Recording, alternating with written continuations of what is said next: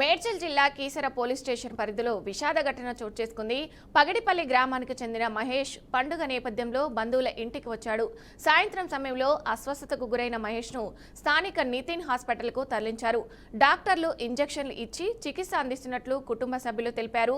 ఇంజెక్షన్లు ఇచ్చిన కొద్దిసేపటికే మహేష్ కు నోటి మాటలు రాకపోవడంతో హుటాహుటిన నాగారం విజయ్ హాస్పిటల్ కి తరలిస్తుండగా మార్గం మధ్యలోనే మృతి చెందాడు.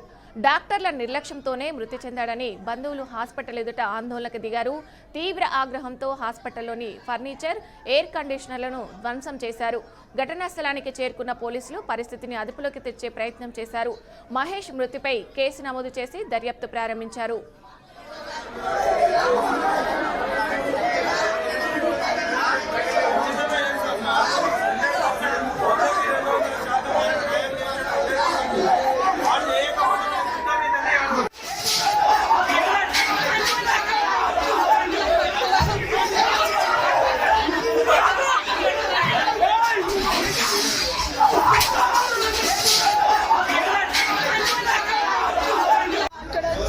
వస్తుందని ఇంటి దగ్గర చెప్పిండు. ఇంటి దగ్గర వేడి వాటర్ తాగి ఇక్కడికి వచ్చిండు. ఇంజక్షన్ ఇప్పించుకుంటాను వచ్చిండు. డాక్టర్ ఇక్కడికి రాముడు నరానికి 3 ఇంజక్షన్స్ ఇచ్చిండట. ఇంజక్షన్స్ మంచిగా అట్లనే పడిపోయిందట. ఇంజక్షన్ 3 నరానికి ఇచ్చాడు. నరానికి ఇచ్చి నాకు ఎట్లనే అవుతుంది అట్లనే పడుకుండు.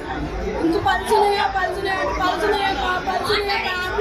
మన పలుచున్నాయమ్మా ఏం కాదమ్మా నా దగ్గర పలుచు తగ్గుతున్నాయి ఉన్నాయి అని చెప్పినాడు. కానీ నాకు ఇంకా అప్పుడు ఏం చెప్పలేదు. వాయిస్ లేదు, ఐస్ ఓపెన్ లేవు, మొత్తం పడిపోయినాడు. 3 ఇంజక్షన్స్ 3 ఇంజక్షన్స్